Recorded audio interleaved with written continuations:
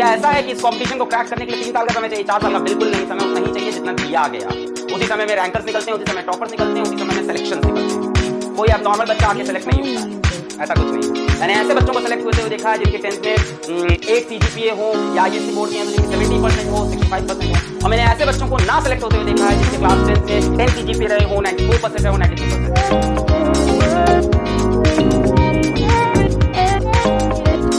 Hello बच्चों, क्या हाल सभी बच्चों के? जय श्री राम, जय श्री राम। बच्चा लोग कैसे हैं आप लोग? बच्चा party, how are you kids?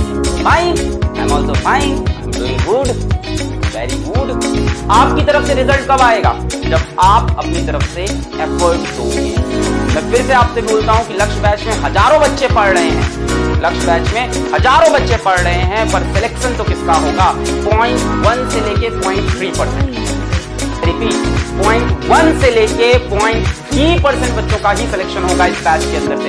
ये बात मैं बहुत क्लियर कर रहा हूं। वो जिनका 11th भी अच्छा था, वो जो 12th में भी पूरी मेहनत कर रहे हैं, वो जो फिजिक्स के सिवा केमिस्ट्री, मैथ्स या केमिस्ट्री, बायो में भी दिल जान लगा रहे हैं जिस तरह से फिजिक्स में पढ़ा मैं सबको रहा हूं। लास्ट में आप बोलोगे यार मैंने भी लक्ष्य बैच में पढ़ा था। सवाल नहीं बने एग्जाम, क्यों नहीं बने? सर नहीं बनाए थे, बनाए थे। डीपीपी नहीं सॉल्व की थी। कहां लैग कर गए? रिवीजन में लैग कर गए भाई साहब। हम एक चीज को एक बार पढ़ते थे और अपने आप को सुपर जीनियस समझ के उस चीज को छोड़ देते थे। Keep revising. अपने दिन का एक टाइम बना लो जिस टाइम आपको प्रीवियस चीजों को रिवाइज करना है, beat physics, beat chemistry, beat biology, beat math, beat English, any subject that you are studying. आप जब इसको ऐसे पढ़ते हो ना, बड़ा मजा आता है। क्लास में बड़ा मजा आ रहा है। कॉन्सेप्ट के बाद कॉन्सेप्ट, सवाल के बाद सवाल, सर एक और न्यूमेरिकल, एक और न्यूमेरिकल, सर डीपीपी भी सॉल्व करेंगे, सर ये भी करेंगे, सर वो भी करेंगे। लास्ट में क्या होता है? मेरे पास इंस्टाग्राम पे इस टाइम भर के मैसेज आते हैं, मेरे पास भर के मेल आते हैं, सर मेरा सब तैयार था, सिलेबस कंप्लीट था, मैं पिछले 3 साल से नीट की तैयारी कर रहा हूँ, 4 साल से नीट की तैयारी कर रहा हूँ, मेरा सिलेबस तैयार है, सब तैयार है, मैं रिवाइज ही नहीं कर पाता सर हर बार। क्या ऐसा है कि इस कंपटीशन को क्रैक करने के लिए 3 साल का समय चाहिए, 4 साल का बिल्कुल नहीं, समय उतना ही चाहिए जितना दिया गया है। उसी समय में रैंकर्स निकलते हैं, उसी समय टॉपर्स निकलते हैं, उसी समय में सिलेक्शंस निकलते हैं। कोई अब नॉर्मल बच्चा आके सेलेक्ट नहीं होता है, ऐसा कुछ नहीं है। मैंने ऐसे बच्चों को सेलेक्ट होते हुए देखा है जिनके 10th में 8 CGPA हो या ICC बोर्ड के हैं तो जिनके 70% हो, 65% हो। और मैंने ऐसे बच्चों को ना सेलेक्ट होते हुए देखा है जिनके क्लास 10th में 10 CGPA रहे हो, 94% रहे हो, 93% रहे हो। सिर्फ और सिर्फ एक आंसर है, कड़ी मेहनत, जुझारू मेहनत। जब तुम्हें इस बात का फर्क ना पड़े तुम कैसे कपड़े पहन रहे हो, तुम कैसे दिखाई पड़ रहे हो, जब तुम्हें इस बात का फर्क नहीं पड़े कि चाय ठंडी है या गर्म जो हम पी रहे हैं, तब तुम कड़ी मेहनत कर रहे हो।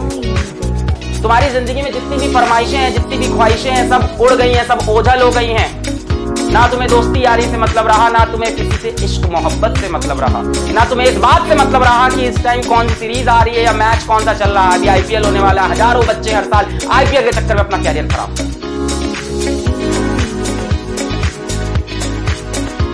इनर पीस चाहिए तुम्हें, इनर पीस। तुम्हें कुछ नहीं करना है, तुम्हें सिर्फ स्टिलनेस ऑफ माइंड चाहिए। क्या चाहिए? Stillness of mind. देखो एक बहुत बड़ा अंतर होता है between doing nothing and having stillness of mind. बहुत बड़ा डिफरेंस है दोनों बातें। Doing nothing and having stillness of mind. Stillness of mind वाला बच्चा भी शांत होता है, डूइंग नथिंग वाला बच्चा भी शांत होता है। But who is doing nothing, जो बच्चा कुछ नहीं कर रहा है, वो सिलेक्शन नहीं पाएगा। और जो स्टिल है, अपनी चीज पे लगा है, इधर उधर कहीं नहीं देख रहा है, किसी और फील्ड में भी नहीं पढ़ रहा है, सिर्फ एक चीज को चेस कर रहा है, दिलो जान से रोज अपनी स्ट्रैटेजी को, अपने गोल को, अपने डेली गोल्स को अचीव कर रहा है, वो सिलेक्ट होगा। कोई एक्स्ट्रा ऑर्डिनरी चीज करके सिलेक्शन नहीं होता है। सिर्फ ऑर्डिनरी चीजों को रिपीटेड वे में, सेम ट्रैक में कंसिस्टेंट होके करना पड़ता है, और कंसिस्टेंसी गायब होती है। कंसिस्टेंसी हमें गायब होती है। हफ्ते में 2 अच्छे दिन होते हैं, पढ़ाई के 5 खराब दिन हो जाते हैं, और उन 2 अच्छे के दिन पे, 2 अच्छे दिनों के दम पे हम 2 हफ्ते बिताते हैं कि यार पिछले ट्यूसडे तो हमने 8 घंटे पढ़ दिया था, क्या बात, उस मंडे तो हमने 10 घंटे पढ़ दिया था। जरूरत नहीं है आपको, आप रोज 6 घंटा पढ़ो, पर रेगुलर पढ़ो। कंसिस्टेंसी बहुत टफ चीज है। I agree. क्या चाहिए होता है पता है उसके लिए? स्टिलनेस ऑफ माइंड, पीस, शांति।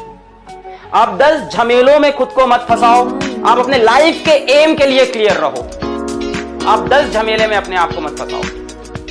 कि वो दोस्त लोग कहां घूमने जा रहे हैं, उसने कौन सा नया महंगा मोबाइल खरीद लिया है, उसके पास कौन सा लैपटॉप आ गया है, उसने जाके फेसबुक पे कौन सा मीम बना के हजारों लाइक पा लिया है, उसने अरे यार ये लाइक वाइक पाने वाले 500 रुपए में बिकते हैं, 500 रुपए में, 500 रुपए दे दो तुम्हारी फोटो शेयर कर देंगे। सब कुछ नहीं है, सब छलावा है, सब छलावा है, सब झूठ है।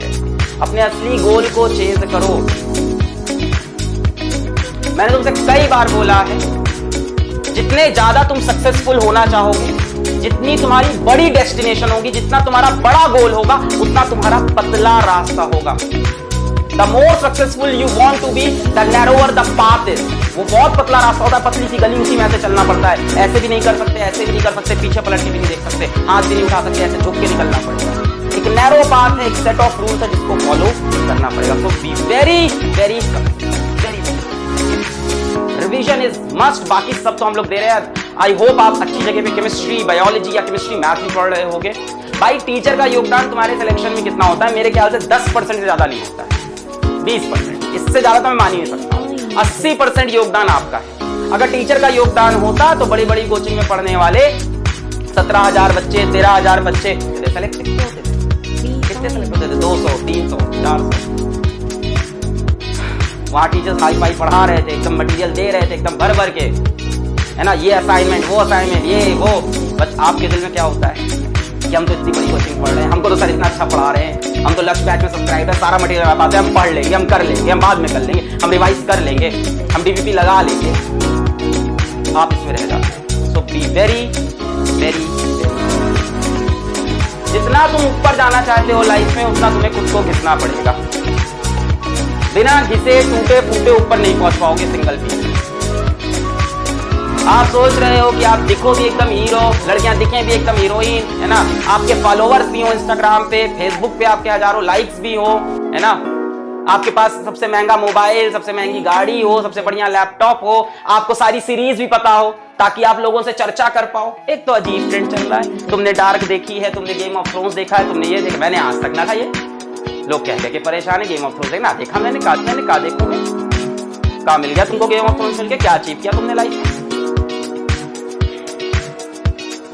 इन सब चीजों में जो नहीं पड़ेगा, जो संघर्ष करेगा,